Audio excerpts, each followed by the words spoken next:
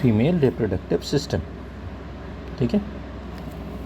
Next part, organs of the female reproductive system. Primary sex organs male में कौन से थे? ओवरी। क्यों? बिकॉज हेयर गेमिटोजेनेसिस अकर्स, ठीक है ना, राइट, ठीक है। Now the female reproductive system has different parts. The ovary, the pair of ovaries, एक और दो, ठीक है। Then there is a system of duct to carry the egg, right? This duct is known as the oviduct or the fallopian tube. देखो इसके तीन नाम हैं, यूटेराइन डक्ट, ओविडक्ट या फेलोपियन ट्यूब, राइट। अच्छा, ये जो फेलोपियन ट्यूब है, एक काम करते हैं, इसमें नाम यहीं लिख लेते हैं, ठीक है ना, थोड़ा सा ईजी हो जाएगा। इसको हम क्या बोलते हैं? फैलोपियन ट्यूब,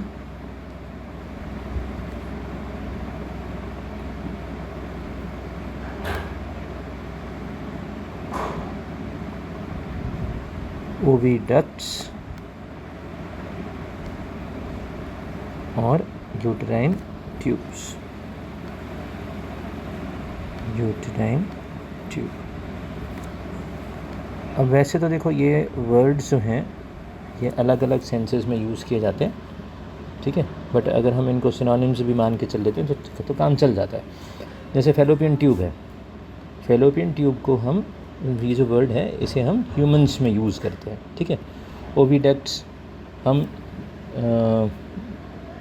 वर्टिब्रेट्स में यूज़ करते हैं। यूटेराइन ट्यूब्स अगर यूट्रस है तो हम यूज़ करते हैं, ठीक है। ओविडक्ट्स हम यूट्रस हो चाहे नहीं हो, हम दोनों सेंस में उसे यूज़ कर सकते हैं, ठीक है। इस तरह से फेलोपियन ट्यूब ह्यूमंस के लिए हो गया, ओविडक्ट्स वर्टिब्रेट्स, इनवर्टिब्रेट्स, और where the uterus is not present, it, oviduct का जस्ट मतलब होता है something which carries the egg to a certain location, ठीक है, ऐसे। Uterine tube which is related to the uterus. ये जो ट्यूब है इसका ओरिजिन बेसिकली यूट्रस से है, ठीक है ना। अभी एक टॉपिक है आता है एज सच एनसीईआरटी में तो खैर मेंशन नहीं है, it's like embryological development of the reproductive system. तो जैसे मेल रिप्रोडक्टिव सिस्टम है तो वो किस एम्ब्रियोनिक सिस्टम से या एम्ब्रियोनिक डक्ट से डिराइव्ड है, या फीमेल रिप्रोडक्टिव सिस्टम है तो वो किस चीज़ से, किस डक्ट से डिराइव्ड है, इस तरह के क्वेश्चंस आते हैं, ठीक है। तो जो फीमेल रिप्रोडक्टिव सिस्टम है,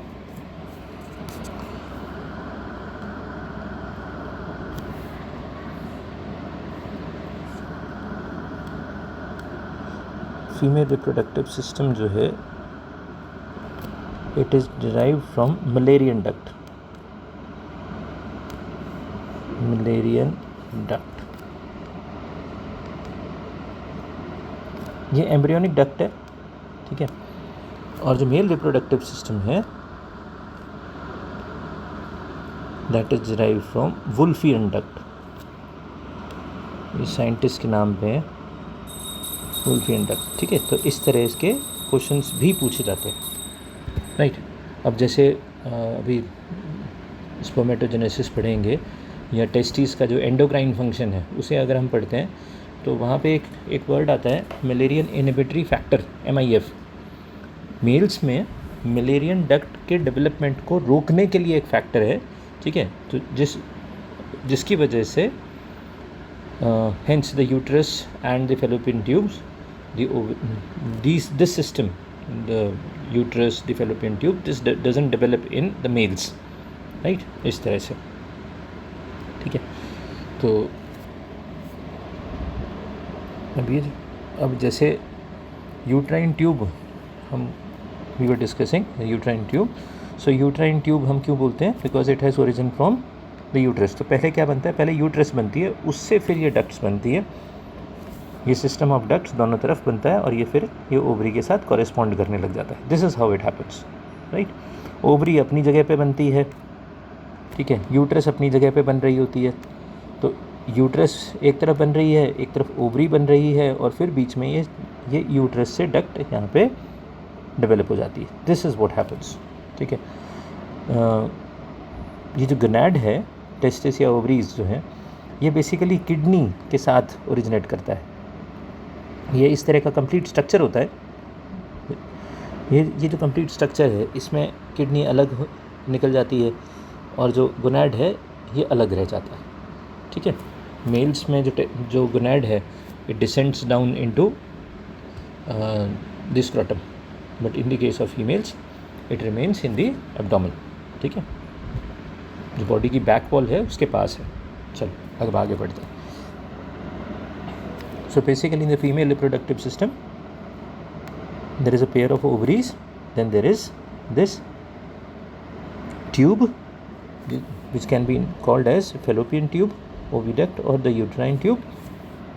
Then there is uterus. You have to remember the parts of the uterus: fundus, the body, Latin में body को क्या बोलेंगे? Corpus, right? Isthmus, right? And then there is cervix, and then the cavity, the uterine cavity. ठीक है, maximally हम इतने parts divide करते हैं। एनसीईआरटी में इतने पार्ट्स नहीं मेंशन्ड हैं। ठीक है, but all of these parts are basically the parts of uterus. Okay, now the uterus ends into the cervix, right? Cervix has two openings, one corresponding to the cavity is known as the internal os. Os means the opening, and one which is converging to the outside is known as the external os. ठीक है, इस तरह से। Then there is vagina, vaginal canal. Vagina has a canal. Now this part, this is the canal region. Okay, आगे की तरफ this is the canal region. Now यहाँ अगर आप इस चीज़ को देखो तो it's like a duct, a thinner duct, a duct of lesser diameter, right, is being overlapped by a duct of bigger diameter. ये इस तरह से है, जैसे एक ये ट्यूब है, इसका डायमीटर कम है, ठीक है, और इसके ऊपर दूसरी एक ट्यूब है जिसका डायमीटर ज़्यादा है और ये ओवरलैप्ड है। ठीक है, तो अब ये जो रीजन है, ये पार्ट, ये फोल्ड है, this region is folding towards the inside. ये यहाँ से आके अंदर को फोल्डेड है और फिर इस तरह से है। ठीक है, तो ये एक ट्यूब के ऊपर दूसरी ट्यूब है, ये इस तरह का कुछ दिखता है आपको, राइट?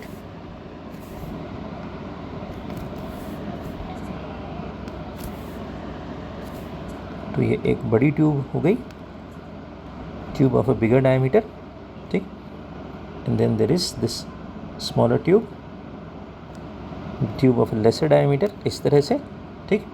और ये जो ट्यूब है अब ये इसके साथ इस तरह से एक्सटेंडेड है, ठीक है, ऐसे, ठीक। तो अब इस डायग्राम को दोबारा से देखो, ये ट्यूब बड़े डायमीटर वाली ट्यूब और ये अंदर को इस तरह से इस रीजन के ऊपर ओवरलैप कर रही है।